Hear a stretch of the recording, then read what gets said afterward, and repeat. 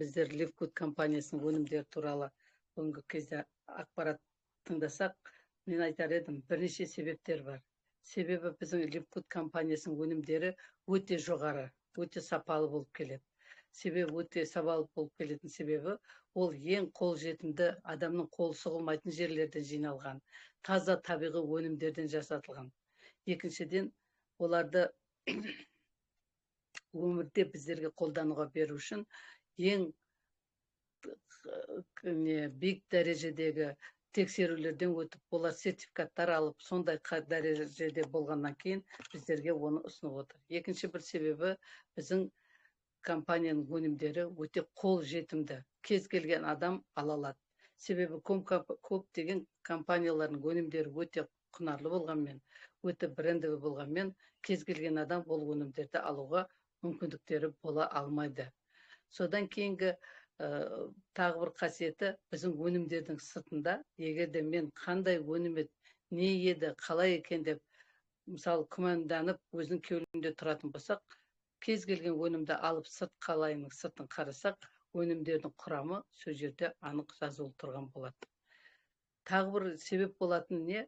Біздің өнімдер осы уақытқа дейін азғантай уақыттың ішінде, 1,5 жылдан астам уақыттың ішінде қаншама деген адамдар жалғыз Қазақстанда емес, дүние жүзінде қандай нәтижелер алып жатыр. Біздің Қазақстанның өзінде алып жатқан нәтижелерді өте көп. Мысалы, біздерде емделмейтін қант диабеті дейміз, обыр аурулар дейміз, раковый больной деп. Солардың бәрі, мысалы, бүгінгі күнде үлкен нәтижелер алып, үлкен жетістіктерге жетіп отыр. Сондықтан енді біртіндеп мен өнімдерге нағылайын. Біздің өнімдердің тағы бір қасиеті, олардың ішінде ГМО жоқ, глютеиндер жоқ, гербициды, пестициды дейді, фунгициды дейді, жаңағы әртүрлі, мысалы, тамақтарды алатын болсақ, любой балаларға неге тамақтардың сыртын оқысып қарсақ, столько ГМО, столько анау, столько мынандай заттар бар деген біздер нағыламыз. Біздің өнімдердің ішінде ондай қоспалар жоқ. Оның үстіне біздің өнімдердің тағы бір компанияның бізге берген несі, егер де сіз алған өнім ұнамаған болса, сіз бірдеңеге разы болмаған болсаңыз, 90 күннің ішінде сол өнімнің босаған қалайысын қайтарып жіберсеңіз, сіздің жіберген қалайыңыздың несінің құнын, өнімнің құнын сіздерге қайтып беріледі. Қай компания сіздерге берілген өнімді қайтып береді? Ешқандай компанияда ешкімді айта алмайды, мынандай компания дүние жүзінде өнімді қайтарып береді. Ол ненің себебі? Себебі біздің компанияның өзіне деген сенімшілігі, өзіне деген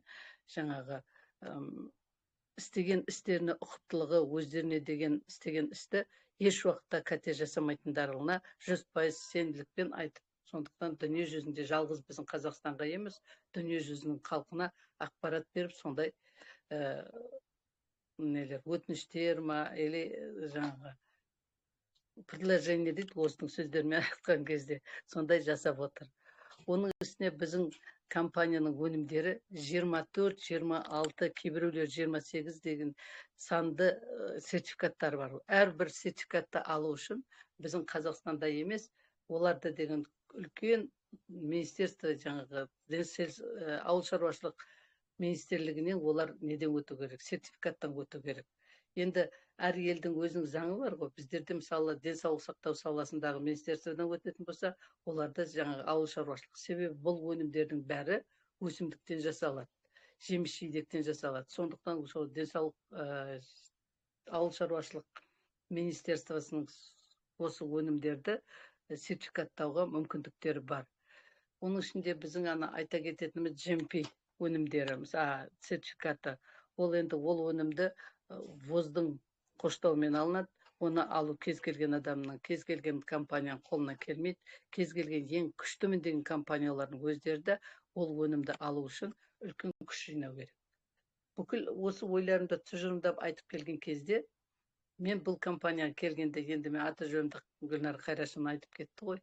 Бұрын істеген компанияда не екенін айтпай қояйын. Маған не себепті ұнады? Саған ұнаған себебі, мен жаңағы денсаулық сақтау саласында сараптамашы болып ширек ғасырдан бері жұмыс істеймін.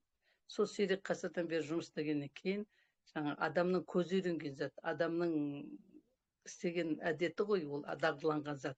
Мен кез келген денсаулық сақтау саласында ауруханаға барсам да, или болмаса нелерге поликлиника, больница дейді, соларға кіріп барсам, бірінші бүйтіп көзімді қарап, приемный покойда болсын, или болмаса регистратурның қасында болса, әр компанияның миссиясын қараймын. Миссия деген сөз әр денсаулық сақтау ұйымдарының өздерінің халықтың денсаулығын тазарту үшін, халықтың денсаулығын қорғау үшін қандай өздеріне міндет алды, не міндет алып отыр, соны тексеру үшін мен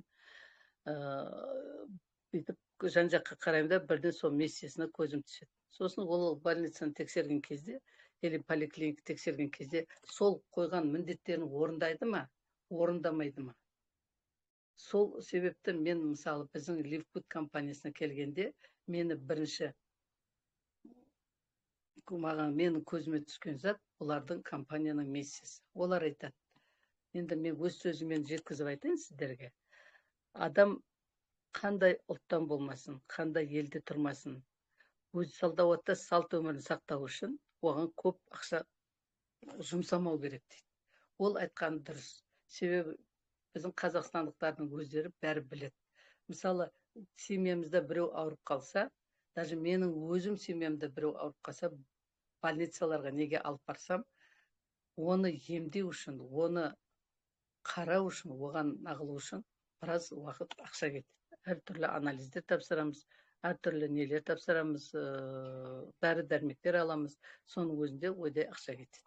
А бұл компанияның қойып отқаны, сол денсаулық түзеу үшін, сол денсаулығымыз жақсы болып, сау болып өмір сүруіміз үшін біз көп ақша жұмсамауымыз керек. Ол бізге өте тиімді ме? Әрине өте тиімді.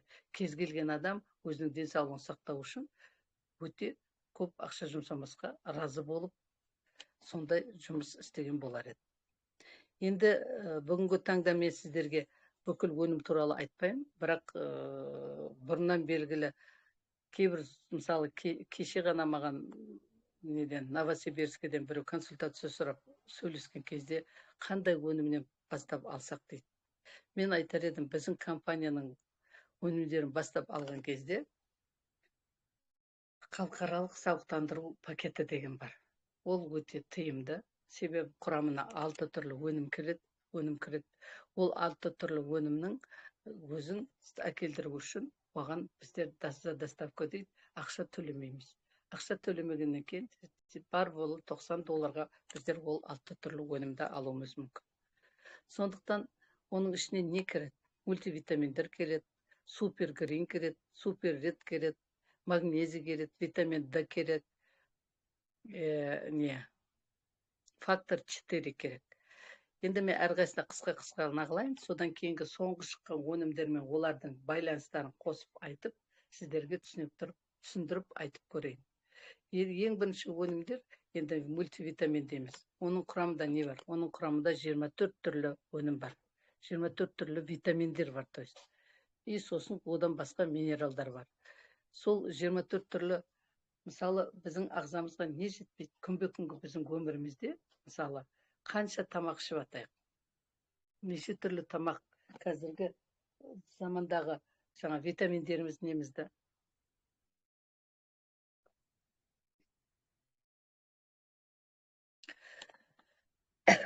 Ішіп жатқанмен, ол өнім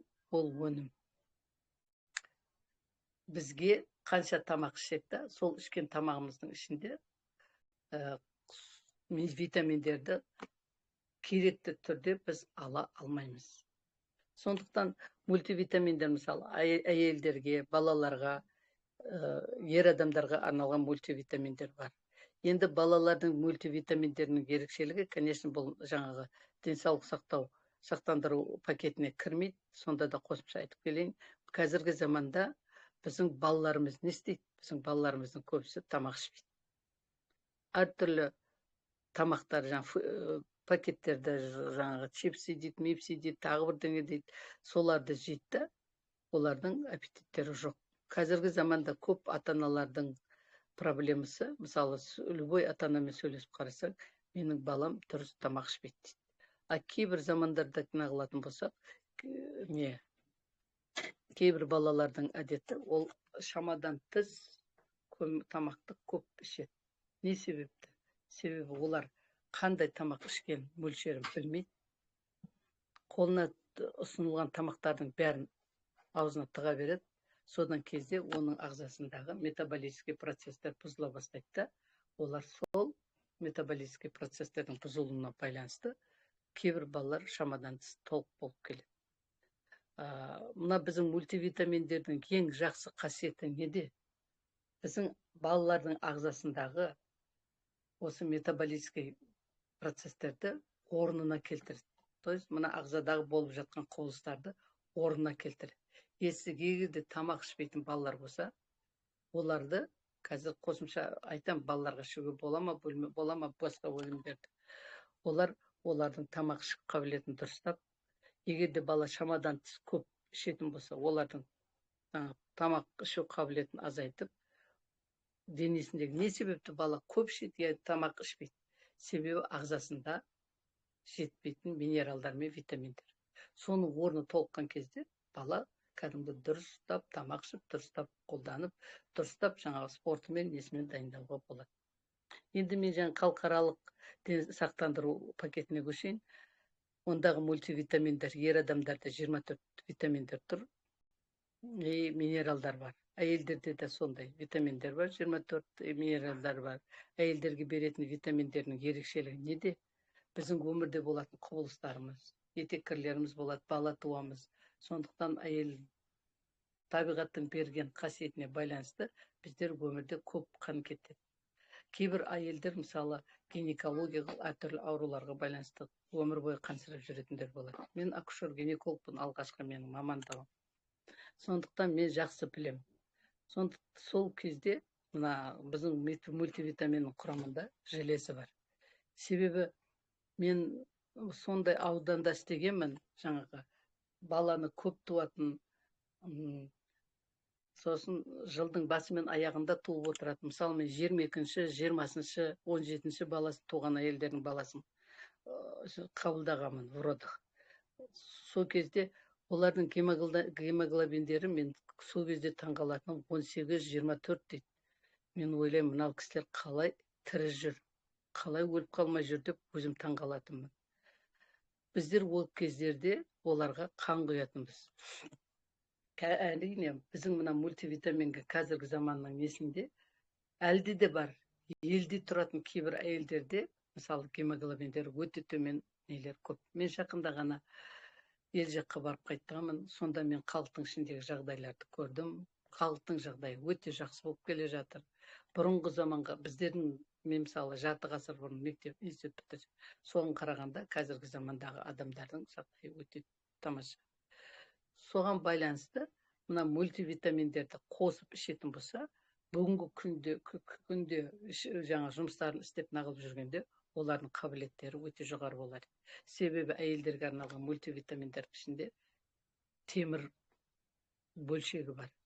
Оның ішінде жаңағы ол не үшін керек? Препараты железі дейді. Біздер дәрігерлер бөлек оларға беретінбіз. 2 түрін, 1 түрін сол препарат железі дейді. Ондай алып қазір керек жоқ. Міне препарат железі біздің мультивитаминнің ішінде бар. Одан кейінгі біздің неміз супер грин дейді. Жаңа көк жасыл өнімдерден жасалған продукция, өнім. Оның өте күштілігі сондай. Мен енді әрқайсысына жеке нағылып тоқталмай қояйын. 18 түрлі, әртүрлі жаңа құрамында көк жасыл өнімдерден жасалған жемістер бар, жаңа овощи бар, солардан жасалған көкөністер. Даже бидайдың өскіндері дейді. Олар жаңа ростки пшеницы дейді ғой, жаңа бидай жаңа өсіп кеткенде кішкентай бүршіктер шығады ғой, жасыл. Соның өзін сондай қасиетпен алған. Қандай үлкен күш жасап отыр. Мысалы, арпа шөбінде, мысалы, арпа шөбі өскен кезде қандай көк сапсары болып құрғап өседі. А бұны жаңа бүршіктеніп өсіп келе жатқан кезде сол арпа шөбінің сол бүршіктерін алып істеп отқан. Енді басқа да көкөністердің несі көп. Бұнда ең көңіл бөлетін зат мына маринга дейді, магний 66 дейді, жоңышқа бар, көкшай бар. Көкшай болғанда біздің ішетін көкшайларымыз емес. Бұлардың көкшайларының ерекшелігі сонда, олардың құрамындағы кофеиннің несі, мөлшері әлде қайда көп екен. Сол кофеиндер, мысалы, біздер кофеин медицинада айтамыз, кофеин мысалы давление түсіп кетсе, я болмаса әлсіреп қалса, адам сондайға кетеді. А бұның құрамындағы кофеиндер сондай көп мөлшерде екен, сол ерекше жағдайда өсіріледі. Адамның ағзасын тазартуға, мидың жұмысын жүзеуге, сосын мына давлениесі көтеріліп алған кезде мына қан тамырлары қысылып қалады ғой. Сол қысылған қан тамырларын кеңейтуге мүмкіндік жасайды. Осы төрт түрлі өнім осы ненің ішіндегі, супергреннің ішіндегі. Келесі өнім суперрит.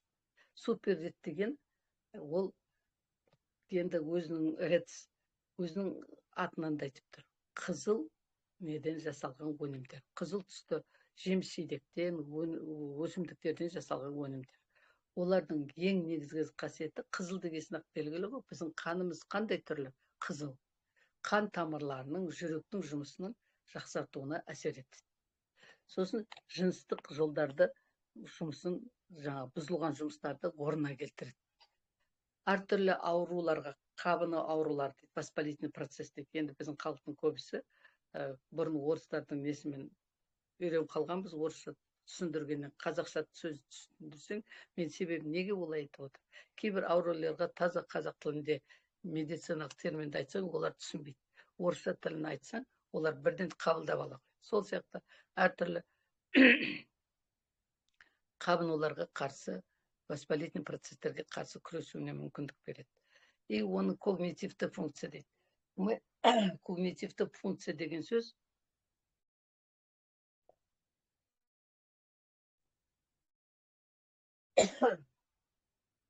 біздің осы сөйлеп отырмыз, бірдеңе істеп отырмыз, мысалы қимылдап отырмыз, осы әртүрлі істейтін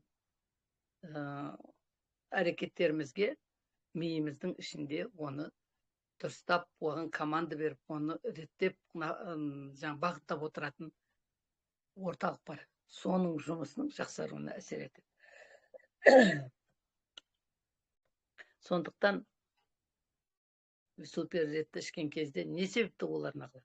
Себебі біздің ағзамызда холестеринді азайтады. Холестериннің жақсы түрі бар, холестериннің жаман түрі бар.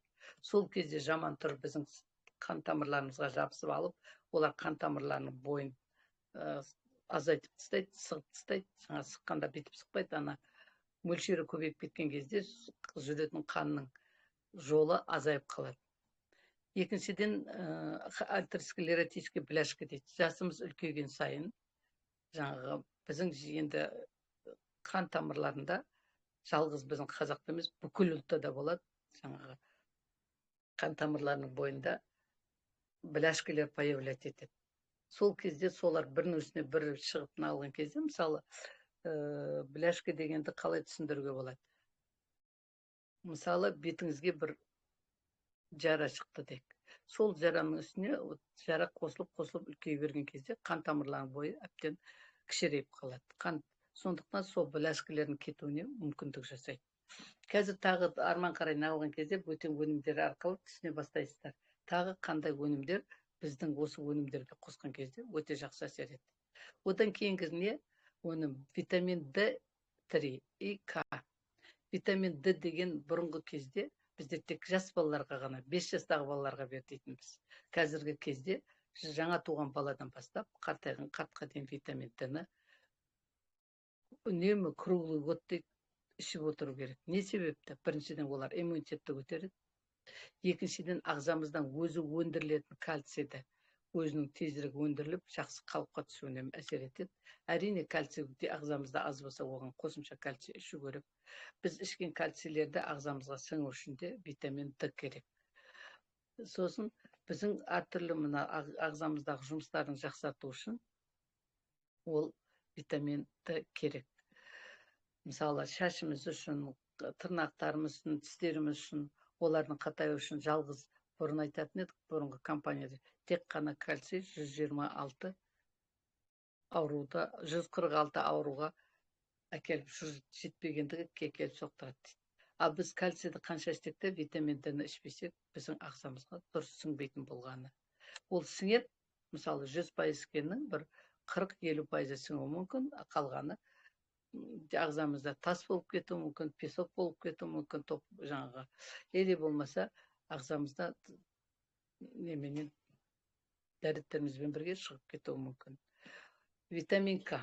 Витамин К2 дегеннің ол қасиеті адамның қан сұйылту процесіне әсер етеді. Мысалы, ол әсер етеді себебі не себепті? Ол мысалы витаминді К-ны ішпесеңіз, ол мысалы бір-біріне мультивитамин не ішпейміз? Мысалы, оның ішінде витамин Д да бар, К да бар, кальций да бар. Сонда бір-біріне ағзамызға сіңу үшін бір-біріне өте байланысты. Витамин К-да, К2-да витамин Д-ның ағзамызға сіңуіне әсер етеді. Оның үстіне витаминнің тағы бір несі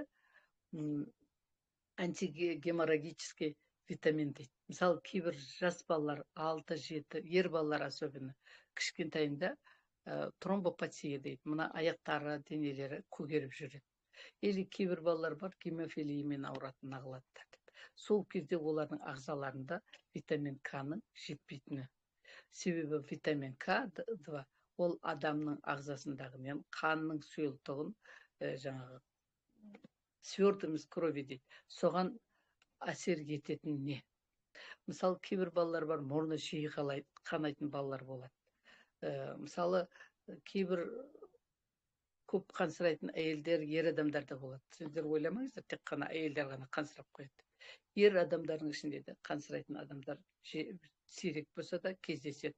Сосын ер адамдарда да, балаларда да, үлкен әйелдерде де кездеседі. Гематурия дейді, мына дәретіне байланысты, кіші дәретінен қанның мөлшері шығады. Ол жалғыз ғана бір ауруға, гломерулонефритке де байланысты емес, ағзасында, адамның ағзасында витамин К жетпейтін болса, онда ол адамның несінен қан дәрет, кіші дәретімен бірге қан жүруі мүмкін. Келесі өнім магнезий. Магнезий ол біздің ағзамыздағы 300 құбылысқа, биохимиялық құбылысқа қатысы бар. Оның тағы бір қасиеті біздің ағзамыздағы нерв жүйелерінің жұмысын жақсартады. Мысалы, ашушаң адамдар болады. Или болмаса түнімен ұйқысы келмейтін адамдар болады. Я болмаса шырт ете қалады дейді. Енді ашушаң адамға жасатса, оның магнезияның бір жақсы жері, ол жай ғана ағзаға әсер етіп, ағзамыздың жүйесін, мысалы, бүрсіп тұрған, мысалы, пружина тұрса, бетіп жайменен жазып жіберсеңіздер бірден жазылып кете ме? Жазылып кетпейді. Сондықтан жайменен жазып әдемілеп бүйтіп вариант етсеңдер, ол мысалы сым жазылады. Сол сияқты сөйтіп біртіндеп біздің ағзамыздағы нерв жүйелеріне жақсы әсер етіп, нерв жүйелерінің жұмыстарын жақсартуға жақсы әсер етеді. Нерв жүйесі жұмыс істемегеннен кейін кейбір адамдар түнде жатқанда мына сіңірлері тартылып, бұлшықеттері ауырып, қолдарын көтерілмей, аяқтарын қисалаңдап жүре алмайтын кездер болады. Кейбір адамдар болады, даже мына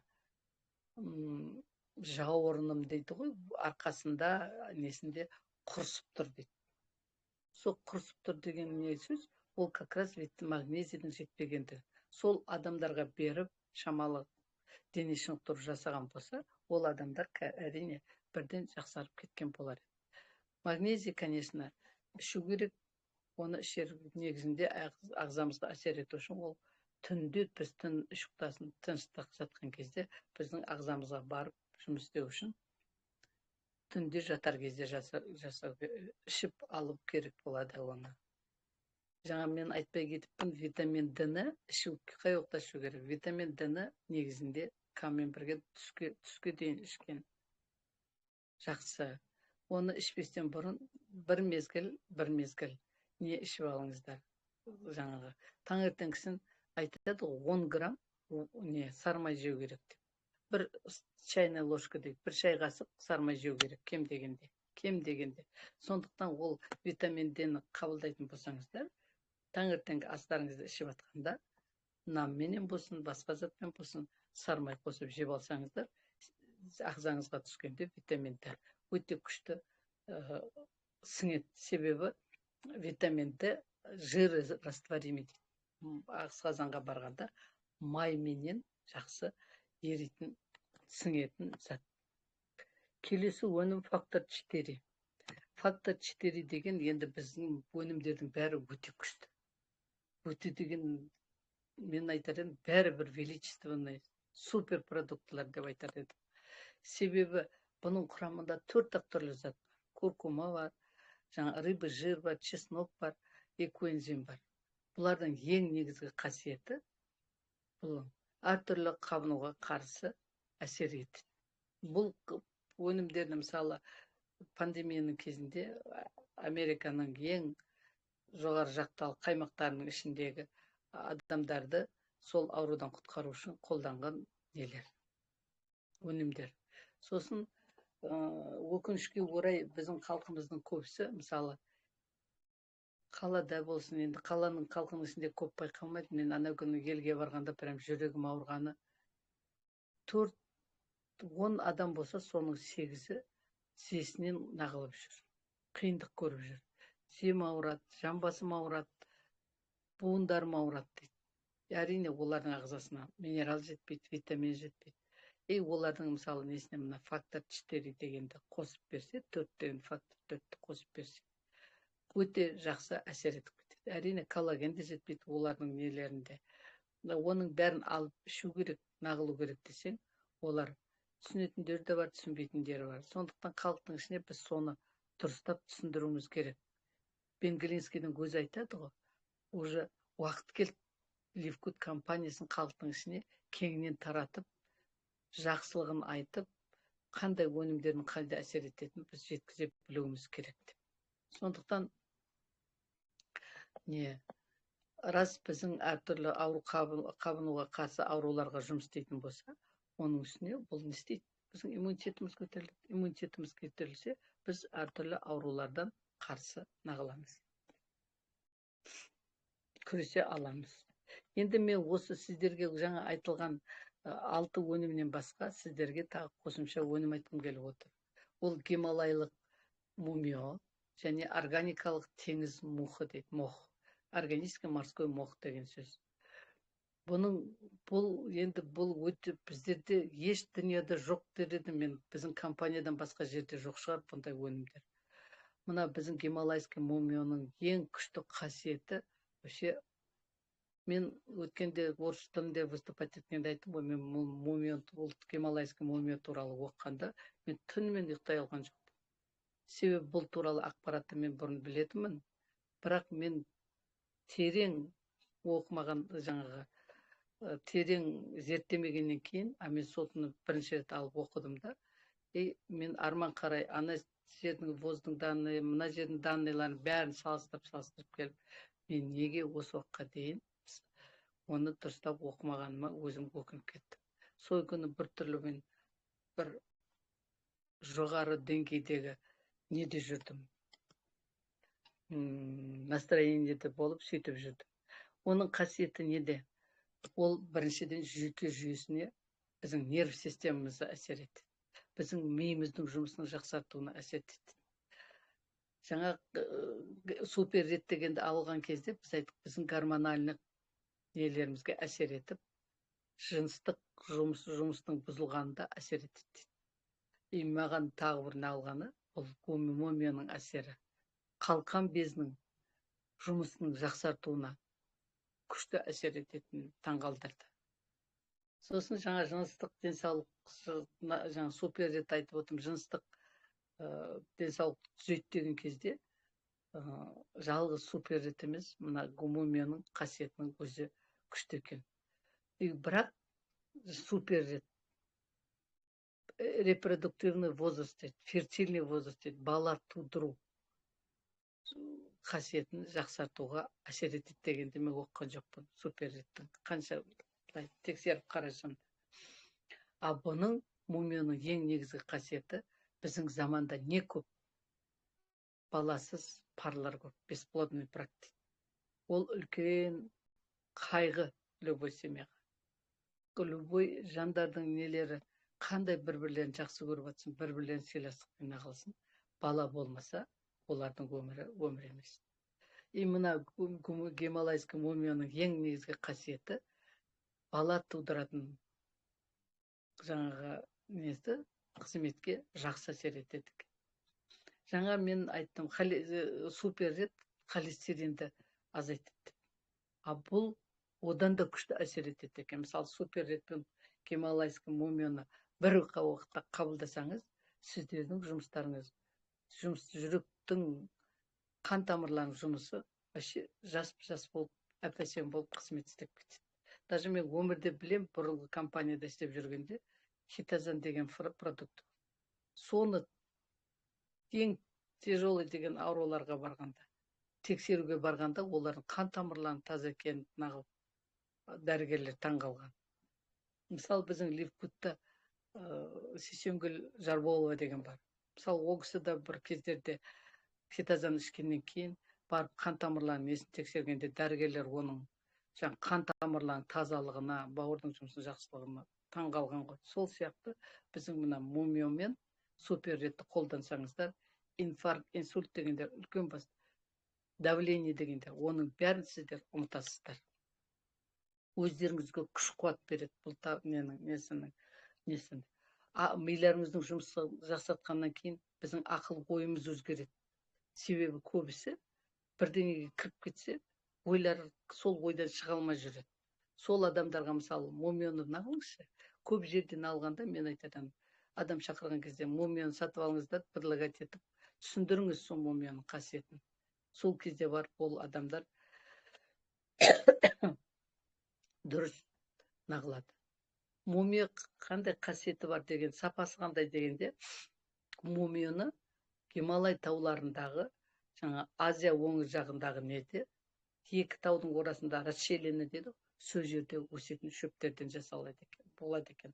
Бірнеше түрлі шөптерлер бір-бірлерімен араласып, бір-бірімен нығыздалып, жаңа глубоко образуется дейді ғой, уплотняется дейді. Сосын ауа райының ыстығына, суығына, ультрафиолеттік жаңа сәулелердің әсеріне нағылады, әсер етеді.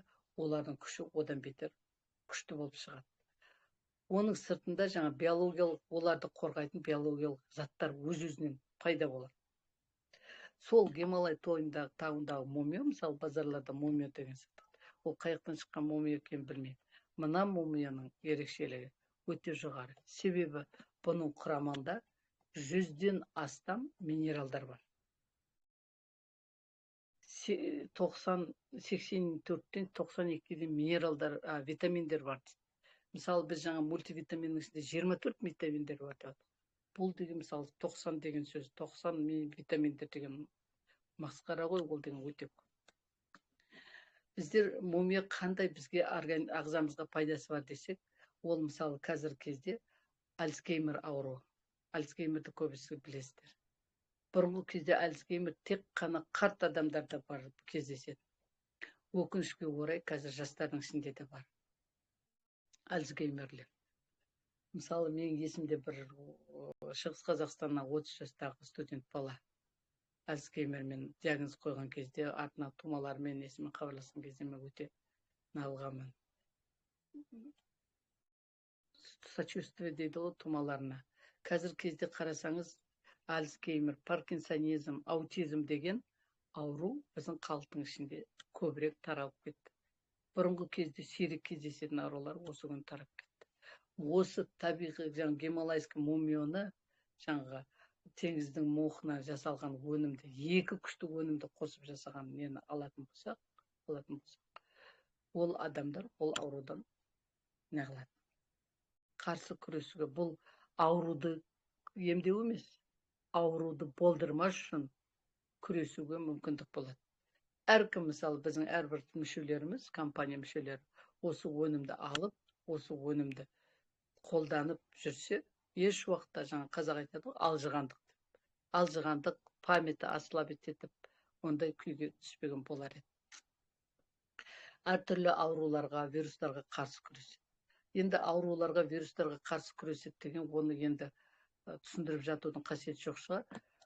Құрамында 90-нан астам витамин болғаннан кейін, 100-ден астам минерал болғаннан кейін, түрлі түсті өсімдіктердің құрамынан жасалғаннан кейін, ол өнімдер әрине ең күшті өнім болып табыстырады. Маған тағы бір осы өнім гималайский мумияны оқыған кезде маған ұнаған зат не? Бұл обыр ауруларына, рак ауруларының кезінде адамдар химиотерапия алады. Химиотерапия алғаннан кейін, сол химиотерапияға қарсы не? Әртүрлі нелер антиоксидант дейді. Сол химиотерапия алғаннан кейін химиотерапия препарат жалғыз ғана сол обырдың үстіне әсер етпейді ғой. Ол денеге система арқылы кіргеннен кейін бүкіл басыңыздан бастап башайыңызға дейін бүкіл ағзамыздың жұмысын төмендете бастайды. Сол кезде адамдар не әлсіреп қалады. А мына мумия как раз сол кезде соған қарсы антиоксидант, ана химиотерапияның ағзамыздағы теріс әсер еткен күшін тазартуға мүмкіндік беретін зат. Сосын мысалы бәріңіз жүректі білесіздер. Малдың жүрегі жұмсақ, әп-әдемі заттар. Инфаркт болған кезде адамның жүректің әрбір ткандары қап-қатты болып, мысалы бауырды қатты қылып пісіргенде қандай болып қатып қалады, сол сияқты болып, жаңа жұмсақ жүректің еті қап-қатты болып қатып қалады. Сол жердің орнына келіп, қалпына келіп, жұмсарып, бұрынғыдай жұмыс істеп, жүректің тарсылдатып соғып тұруына мүмкіндік береді. Біздің ағзамызды тазартады. Мысалы, біздің ағзамызды тазартып, оған пайдалы әсер етеді. Не себепті пайдалы? Терімізге. Себебі денесінде токсиндер көбейіп кеткен, шлак көбейіп кеткен адамдардың несін қарасаңыз, жас кездерде олар жаңағы дене пішімдері таза, аппақ не болып тұрса, біртіндеп өмірден өте келіп, жаңағы терілері үстінде пятналар болады әртүрлі. Я болмаса денелері қап-қара болып бір өзгерістерге тап болады. Сол кезде адамдардың терілерінің денесін, терінің бойындағы токсиндарды тазартып, соли тяжелых металл дейді, ауыр металдардың нелерін тазартуға мүмкіндік береді. Тағы бір қасиеті жаңағы мумияның қасиеті. Ол біздің ағзамызда гормондардың жұмысын жақсартады. Жаңа айттым ғой, баланы фертильдік репродуктивный функция дейді. Адамдардың бала туу жұмысын қызметін жақсартуға әсер етеді. Ол неге? Ер адамдарда тестостеронның дұрыс жұмыс істеуіне көбейіп вырабатывать дейді, пайда болуына әсерін тигізеді. Себебі мысалы бесплодный бракпен жүретін адамдарды тексерсек, подвижных сперматозоидов малы дейді, аз деп айтады. Содан кейін жаңа спермалар бір-біріне жабысып қалған деп айтады. Как раз мына мумия сол жабысып жатқан спермаларды бүйтіп жазып, әрқайсының бөлек-бөлек қимылдауына әсер етеді. Ол бір-біріне жабысып алғаннан кейін ол әрине ұрықтандыруға себебі тимей қалады. Сосын әйелдерде жаңа бірінші фаза фолликулостимулирующий, фолликуланы ынталандыратын функция, соның жұмысын жақсартады. Себебі лютeinизирующий екінші фазамыз, біздің етеккірінің екінші фазасы көбірек болады да, бірінші фазында жаңа овуляция, баланы болдыратын уақыт келмей қалады. Сондықтан сол әйелдерге овуляция жасау үшін мүмкіндік жасауға не қылады, жақсы әсерін етеді. Біздің иммунитетімізді көтереді. Содан тағы бір несі, жировая дистрофия печени дейді. Мысалы, үлкендерде бар. Майлы дистрофия, бауырдың майлы дистрофиясы дейді. Мысалы, Аллаға шүкір дейміз, біздің Қазақстанда балалардың ішінде ол жоқ. Америкада, кейбір елдерде, мысалы, Турция айтып отыр, Америкада 40% ожирение, Турцияда 20% халықтың ожирение деп, ол жаңағы 100 килограмм емес, жаңа 150 килограмм, одан да 120 килограммдан жоғары салмақтағы адамдар ғой, пайызды. Сондықтан олар не істейді? Америкада, оказывается, балалардың жаңағы майлы дистрофия, бауырының майлы дистрофиясын емдейтін мамандар бар екен. Мен айтам, Аллаға шүкір, әлем болмаған біздің Қазақстанда. Біз балаларымызды ондай күйге жеткізбеуіміз керек. Сондықтан балаларымыздың денсаулығын қарап, оларға мүмкіндік беріп, оларды әртүрлі аурулардан қоршап алуымыз керек. Сосын біздің мумия енді бүкіл сондай құрамдағы витаминдер, минералдар болғаннан кейін біздің немізді нағылады. Метаболический жаңағы метаболикалық жағдайларымызға әсер етіп, біздің иммунитетімізді жақсартады. Зат алмасу құбылысын дұрыстайды. Сосын біздер жасымыз үлкейген сайын мына біздің сүйектегі еттеріміз азаяды да, оның үстіне майлар көбейе бастайды. Сондықтан майлар көбейгеннен кейін біздің неміз нағылады. Бұның жаңа мумияның қасиеті біздің еттеріміздегі минералдардың, еттердің үлкеюіне, олардың жақсы нағылуына әсерін жасайды. Көбейіп түсуіне әсерін жасайды. Қалай ішуге болады бұл мумияны деген кезде, бұны мумияны ашқан ішу керек 2 капсуладан. Сосын біздердің компанияда пробиотик деген бар. Қазір уақыт болса мен пробиотик туралы да айтам. Пробиотик бар, сол пробиотикті қосып ішеңіз. Себебі пробиотиктің ішінде құрамында май қышқылы бар.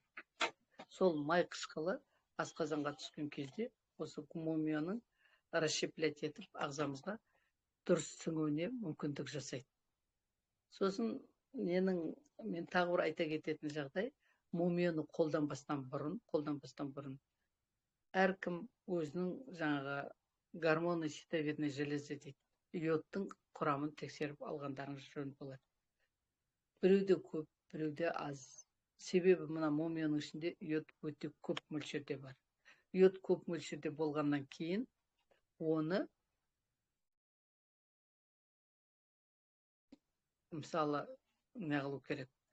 Қолданған кезде жаңағы гормон ішетін болсаңыздар, или болмаса нағылатын болса, эндокринологпен келісіп, қандай мөлшерде ішу керек екенін түсініп алыңыздар. Әуелі қолданбастан бұрын анализдеріңізді тапсырып, 3 ай ішкеннен кейін қайтадан анализдеріңізді тапсырсаңыздар, сол кезде эндокринолог сіздердің қанша мөлшерде гормон ішу керектіктерін сіздерге кеңес беріп отырады деп айтар еді. Келесі өнім бұл жаңағы хлорофилл мен циолитпен детоксикациялау, то есть ағзамызды тазарту. Жаңа біз супергринді айтып кеттік. Супергрин біздің ағзамызды тазартатын өнім. 18 түрлі өсімдіктерден жасалған деп. Мына соған қосымша өте күшті түрлі жасалған жаңа өнімдер, мына хлорофилл мен циолиттен жасалған өнім.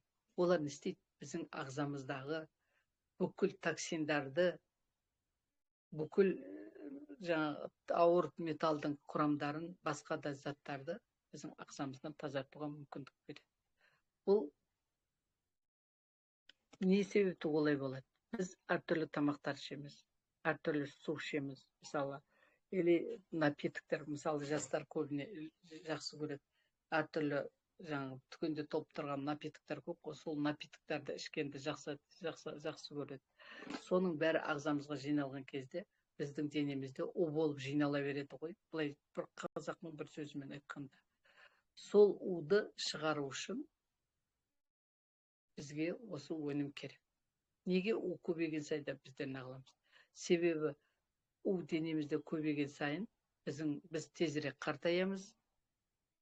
Сосын барып жаңағы 7 несі бар ғой, стадиясы дейді, 7 сатысы бар. Обырға әкеліп соқтырады, онкологияға әкеліп соқтырады. Соның бәрі, мысалы, әртүрлі ауруларға келеді, давление көбейеді, не нағылады. Келесі бір неде мен дайындалып, сол 7 түрлі сатысын сіздерге түсіндіріп айтып берермін.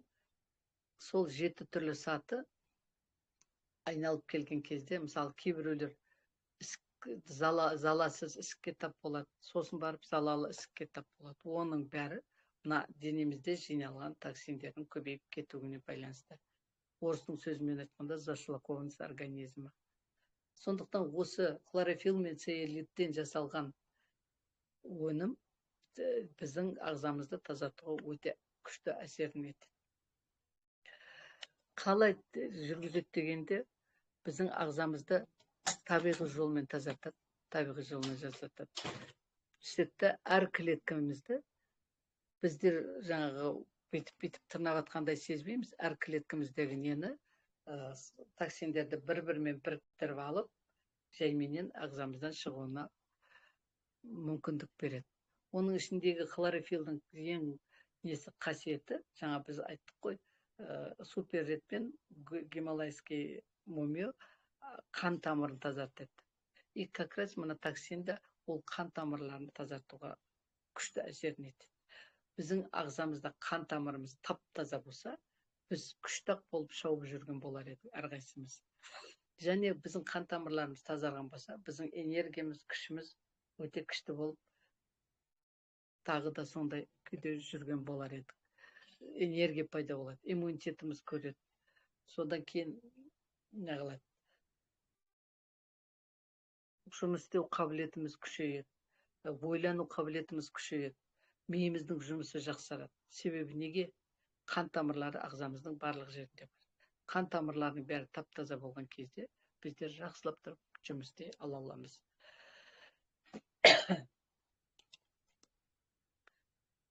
Оны қандай артықшылығы бар осы детокс хлорофилл мен цеолиттен дестоксикацияландырудың қандай артықшылықтары бар басқалардан қарағанда? Мысалы, қазіргі заманда очистка организмі, детокс провести деген көп қой осы компаниялар деп. Ол бірінші, жаңа айттым ғой, денедегі ауыр металдарды, жаңа басқа да токсиндерді тез шығаруына көмектеседі. Жаңа айтып, энергиямызды көбейтеді, иммунитетімізді көбейтеді. Және біздің ағзамыз таза болса, теріміздің жағдайы өте күшті болып нағылады. Қалай қолдану керек? Оны 2 миллилитр нені тілдің астына тамызуға болады. 2 тамшы емес, 2 миллилитр. Бір пипеткіде 1 миллилитр. Содан 2 рет алып тілдің астына тамызуға болады. Кейбір адамдар тілдің астына тамызған тамақты, тамшыны ол майлы тамақ болғаннан қолдануға ұнатпайды. Бірақ бұны суға да қосып ішуге болады. Енді судың мөлшерін әркім өз мүмкіндігінше қарайды ғой. Сосын мен тағы бұны қолданған кезде айтатыным, мысалы, суперред пен хлорофилл мен цеолиттің детоксикациялық препаратты екеуін қолданған кезде, мысалы, ертеңгісін пробиотикпен бірге ішсеңіз, гималайский мумионы таңертең аш қарынға ішсеңіз, бұны мен түнгі сағат 11-ден 12-нің ортасында ішер едім. Бірақ егер де магнезия қолданатын болсаңыз, магнезияды сағат 9-да ішу керек болады. Себебі не? Бір өнім екінші өнімнің күшін әлсіретіп жіберуі мүмкін, бір өнім екінші өнімге қарсы әсер етуі мүмкін. Сондықтан бұл өнімді ішкен кезде, мысалы, араларында бір өнімді бір өнімге қосып ішетін мезгілдер болады, бір өнімді бір өнімнен бөлек ішетін мезгілдер болады. Енді пробиотик деген не? Пробиотик дегенді сіздерге өте таныс зат. Балалар антибиотик алсын, өздеріңіз антибиотик алсын, дәрігерлер пробиотик, әртүрлі пробиотиктер беріп атады.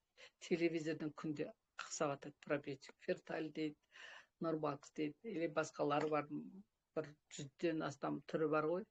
Біздің пробиотиктің несі не себепті жақсы? Біздің пробиотиктің несі ең жақсы қасиеті? Жаңағы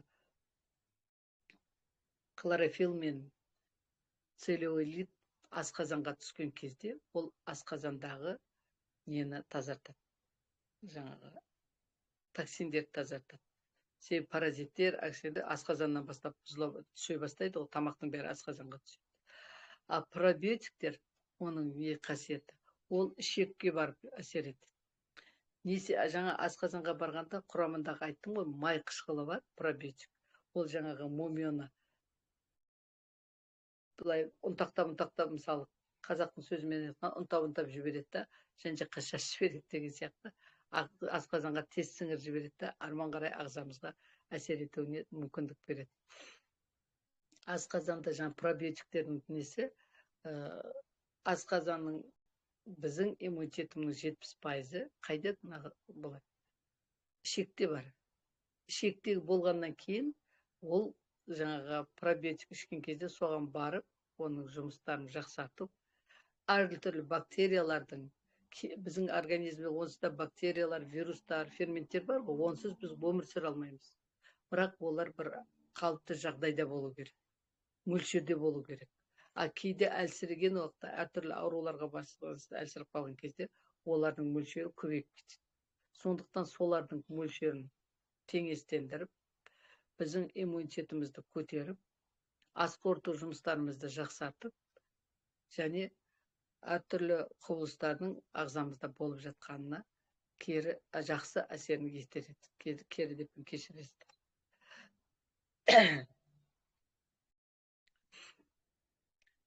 Біздерге пробиотик не үшін керек? Мысалы, біз тұрсақ, жаңа ешкімге керек емес. Ешкімге ішектің жұмысын микробтардың жаңа айттым теңестендіру үшін керек. Әртүрлі нелердің, вирустардың, жаңа бактериялардың, әртүрлі паразиттардың бәрінің организмде көбейіп кетпеу үшін соны тоқтатып тұрады. Мөлшерде біздің ағзамызға қажет мөлшерде ұстайды. Жаңа айттым, ас қорыту жұмысын жақсартуға мүмкіндік береді. Сосын біздің ішкен тамағымыз, кейбіреулер тамақты көп ішкенмен, кейбіреулер болады, ағзасына тамақ сіңбейді. А бұл пробиотик ішкен кезде ішкен тамағымыздың ағзамызға сіңуіне мүмкіндік береді. Сол иммунитетіміз нағылады. Енді мен бұл жерде сіздерге айта кетейін дегенім, әйелдердің гормоналдық теңгерімі дейді. Мен жаңа сіздерге гималайский мумияны айтқан кезде айттым. Эксуперетті де айттым. Гималайский мумияны айтқан кезде ол жаңағы әйелдердің гормональдық жұмысын жақсартып, фертильдік жұмысын, бала туу қабілетін күшейтеді деген нені айттым. Амна гормондардың не себепті керек? Себебі жалғыз мумиямен организмдегі нені көбейтеміз деп айтуға болмайды. Менің өзім болса гормонды тексеріп алған бойынша, өткенде мен сіздерге айтып едім, ер адамдардың гормоны келген кезде біріктіріп изучать етем, оқимын, сосын барып сіздерге ақпарат беремін. Өкінішке орай ер адамдардікі әлі шыққан жоқ. Шығады деп жатыр, шығып қалуы да мүмкін. Сондықтан енді мыналардың қасиеті біздің әйелдерде көп болатын құбылыстар. Етеккір кездің алдында предменструальный синдром деген бар. Ол өте қиын жағдай. Көбіне әйелдер, ер адамдардың гормондары тұрақты түрде болады. Әйелдердікі жоқ. Кез келген эндокринолог, кез келген гинеколог сол бойда гормонын алып тексергенмен, жарты сағаттан кейін келіп алса, оның мөлшері бөтен болып шығады. Себебі әйелдердің гормондары әр секунд, әр минут сайын өзгеріп отыр. Сондықтан предменструальный синдром деген өте аурудың бір түрі.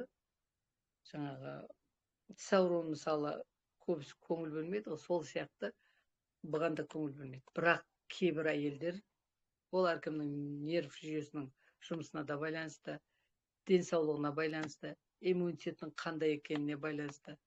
Сондықтан бұндай неғылда кейбір әйелдер больничный алуға себеп болады. Себебі орнынан тұра алмай қалады. Олардың іштері ісіп кетеді, көңіл күйлері түсіп кетеді. Сондай ауруға тап болады, олар басын көтеруге мүмкіндіктер болмай қалады.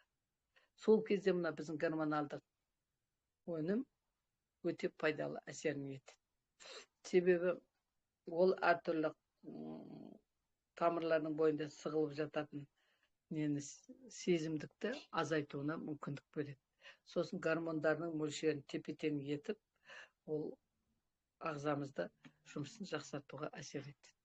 Сосын мына әйелдердің етеккір тоқтайтын кез. Предклимактерийский период дейді, климакс дейді, постклимактерийский период дейді. Сол кездерде соның бәрін орнына қалыптандыруға әсерін етеді. Маған кеше емес бір екі күндікте бір әйел әсер етті. Мен үлкен жастамын. Маған бола ма ол деп. Егер де адамның климаксы тоқтағанына 20-30 жыл болған болса, бұл гормонның оған не қажеті бар? Мысалы, ол гормон не үшін керек? Себебі етеккір тоқтар кезде, етеккір тоқтап атқан кезде, мысалы, кейбіреулерде климактерийский, предклимактерийский период дейді, постклимактерийский период дейді. 10 жылдарға созылып кетеді. Себебі денесі то жар бросайды, то холод, то нағылып әртүрлі нелерге тап болады әйелдер. Сол кезде ол прилив дейді. Кейде ыстық болады, кейде салқын болады. Сондай кезде ол әйелдерге көмегін тиеді. А егер де етеккірі тоқтаған әйелдер болса, мысалы 50 жасында етеккірі тоқтаған болса, жасы 70-тен асқан болса, қазір кезде оның меніңше қажеті жоқ деп нағылам. Оның құрамында не бар? Мысалы, неден тұрады десек, расторопша дейді, сүт ошағаны бар. Қоңыр түс дейді, шөп, оны енді. И сол мына біздердің өнімдерде бірін айтатын едік, сойы жоқ. Оның құрамында сойы бар. Сойы не үшін керек? Сойыны мысалы Шанхайдың несінде өткенде мен естіп, жаңа әйелдердің несін статистикасын оқысам, Шанхайдың халқы күнбе күнгі өмірде сойыны тамақ есебінде қолданады екен. Сол қолданғанның әсерінен оларда жаңағы рак молочной железы, төс опыры, мына рак яичника дейді. Мына екі бездің, жатырдың жанындағы біздің екі безіміздің рагы жоқ екен. Оған себеп болады мына сойының қасиеті. Біздер мысалы сойыны көп қолданбаймыз бұл өмірде. Сондықтан неғылады. Оның сойының құрамында изофлавин бар. Ол изофлавин как раз сол әртүрлі обырларға қарсы гормоналды мына төс обырда, мына жыныстық қолдан рак яичникта ол біздің гормоналдық жұмыстың бұзылуына байланысты тап болатын ауру. Сондықтан мына Шанхай әйелдердің қоғамы бар, общество женщин Шанхай деген. Соның олардың статистикасын алып танысып көрсеңіздер, мысалы олардың ішінде бүкіл аурулардың ішінде. Вообще анандай біздің бір кездерде мысалы төс обыры деген біздің Қазақстан бойынша бірінші орынға шығып кеткен. Мысалы, сонда оларда бір тәтір статистика жоқ. Редко, сирек кездесетін бір случай ма, екі случай ма. Басқа ешқандай ештеңе жоқ. Сондықтан осы аурулар адамдарға әсер ететін болып отыр. Сойының сол аурулардың болмауына құрамындағы изофлавин әсер етіп, әртүрлі аурулардан оларды сақтап қалатын болып отыр. Сағат 10 болды. Менің бүгінгі сіздерге берейін деген ақпаратым әлі көп, конечно. Бірақ мен ойлаймын, осы мен денсаулық сақтауындар пакетімен мына менің айтқан соңғы 4 өнімім бір-біріне байланысты болғаннан кейін мен оларды біріктіріп сіздерге ақпарат бердім. Сондықтан егер де сіздер басқа не нағылам десе, мен өзімше бәрін бірде 30 өнімді мысалы бір сағаттың ішінде айтып беру мүмкін емес, басқа уақытта айтуымыз да мүмкін. Сондықтан осы ақпарат сіздерге пайдалы деп ойлаймын. Мен бәріңізге де айтар едім, осы өнімдерді алсаңыздар, ешқандай ауру сіздерде болмайды. Денсаулықтарыңыз күшті болады. Жалғыз сіздердің емес, жаңа мысалы мен гималайский мумияны айтып отырмын. Хлорофилмен, цеолитпен детоксикация жүргізу өнімдерін сіздер инструмент есебінде алып адамдар шақырсаңыз да болады. Сондықтан өте күшті денсаулықта болады деген ойдамын. Мен ойымды бүгін тұжырымдаймын. Гүлнар Қайрашевна, егер де сұрақ қоям дегенсің болса, 10-15 минутке дейін, пожалуйста, жауап берейін, сосын мен дежурствоға кетуім керек. Рахмет бәріңіздің тыңдағандарыңызға. Мен білмеймін, ойымды дұрыстап жеткізген сияқтымын деп ойлаймын.